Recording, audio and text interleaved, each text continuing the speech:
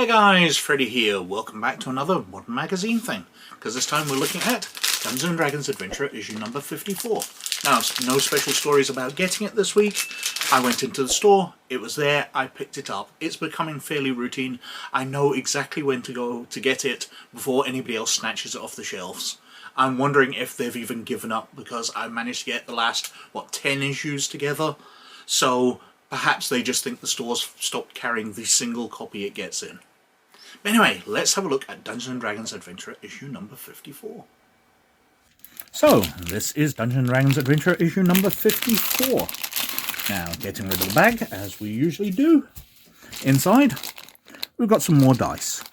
Now, these are clear with glitter in them. I showed these to my son Adam, and he said they were quite pretty. They're not bad.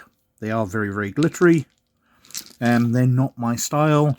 The very faint numbering makes them kind of difficult to read in my mind. But again, it's more dice. Are we not getting tired of dice by now? Now, a commenter on one of my previous videos did tell me that the maps they put in, those small red-backed glossy maps, were a replacement for dice. Because they'd held a survey in one of the issues, obviously I never got, asking people what they thought, and one of the comments was, enough with the dice. So they put those maps in, which I thought were pretty poor, but at least they're not dice. And, well, we got those for a couple of issues, and now we've got yet more dice. They didn't seem to learn their lesson. That's what, the last 2 issues, 3 of the last 4 have all had dice. Anyway, the magazine itself. Something else the same commenter told me was apparently the magazine only has, across its entire run, which I think is supposed to be about 200 issues, will only have 6 different covers. Because the covers are custom designed using the characters which they've introduced for players to play, and each of the adventure arcs that they're running has a different cover. So, in this, we are on Adventure 5, so we've got the 5th cover. And until that adventure arc ends, we'll keep this cover. Now, okay, that's an idea, but I think it's a pretty poor idea. As I've said in previous issues, the fact that we've had this for 8 issues now, I guess I didn't realise it before because I was skipping issues, I wasn't getting every one. And when I did get it, was probably going between the different story arcs. So every few issues, I'd pick up a different one and it'd have a different cover, because we'd moved from story 3 to story 4 or whatever. But while I've been managing to get every issue, it has been this Adventure 5, and it's been the same cover. But we've had 50 years of Dungeons & Dragons. There's been hundreds of books, all with their own unique covers. There's been thousands of magazines which TSR published and Wizard of the Coast has the rights to, and therefore Hatchette Productions or Partworks will have access to, that they could have used.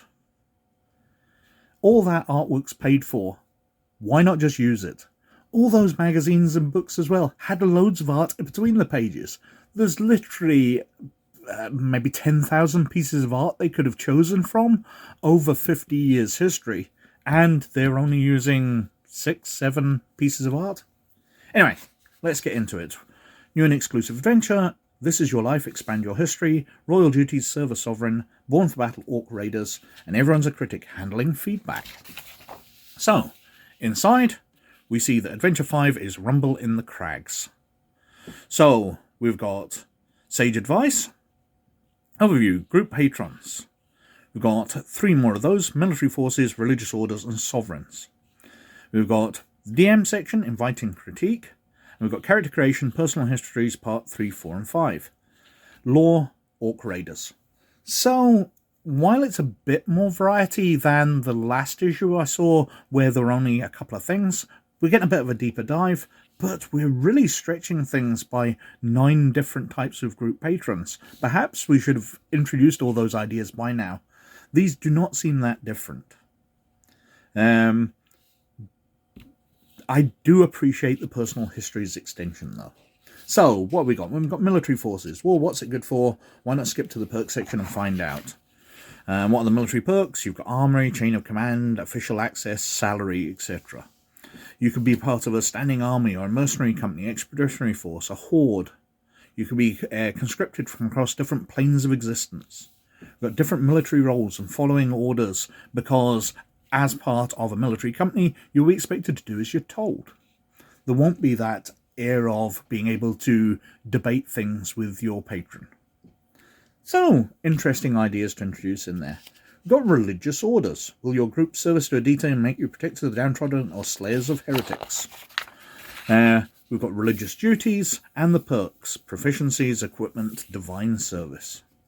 Then we've got sovereigns. So are you serving a king or queen? From spying for the head of a cult to personality to keeping the peace for a village elder, serving a sovereign may take many forms.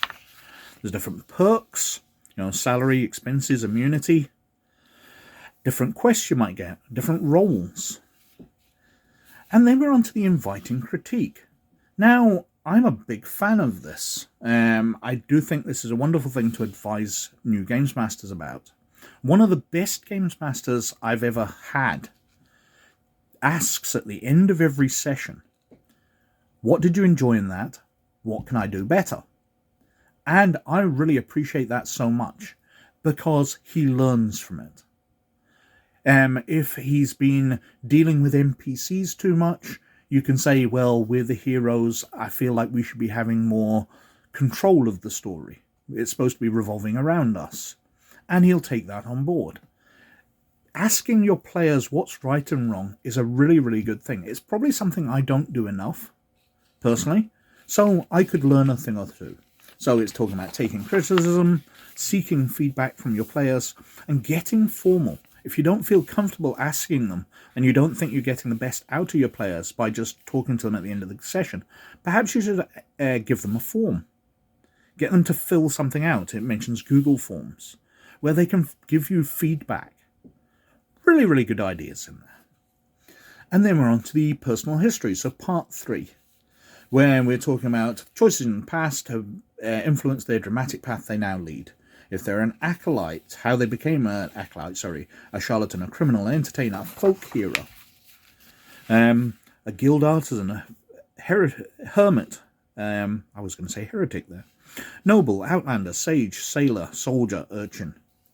Then we've got part 4, which talks about you became a barbarian because, and it's giving you ideas for fleshing out why you ended up in the particular class you're in. And that continues through to part 5 with rangers, paladins, rogues, sorcerers, warlocks, and wizards. And then we've got a section on orc raiders. Raiding parties formed by exceptionally strong and durable orcs are feared for their ferocity and relentlessness.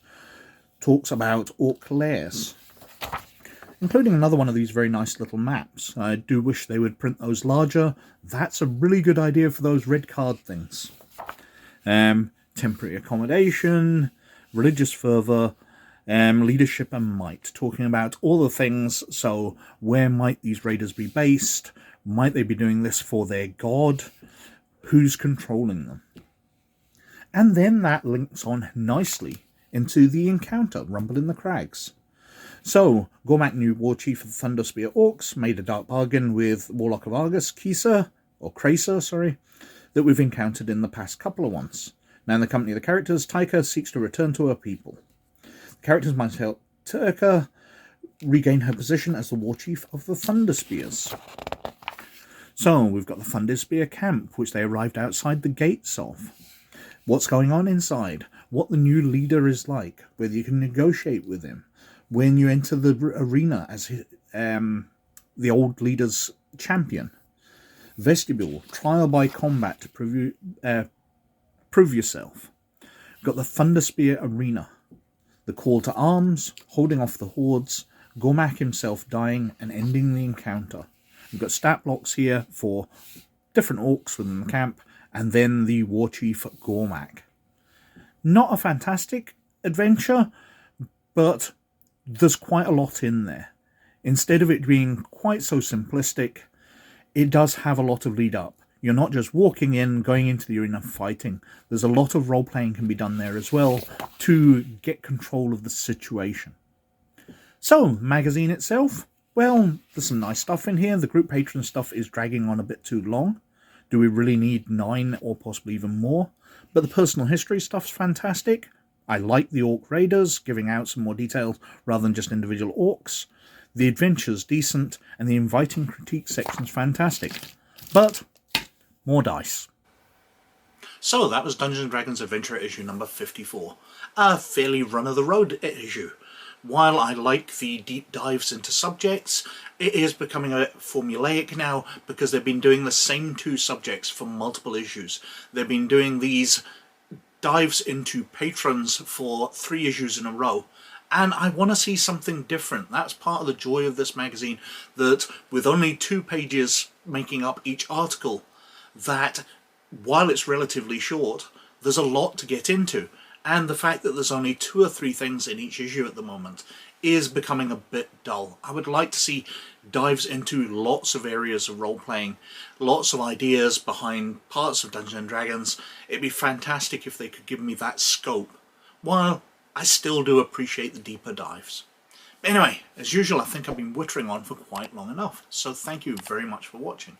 As always, most of all, you look after yourselves, and I'll catch you later. Bye now.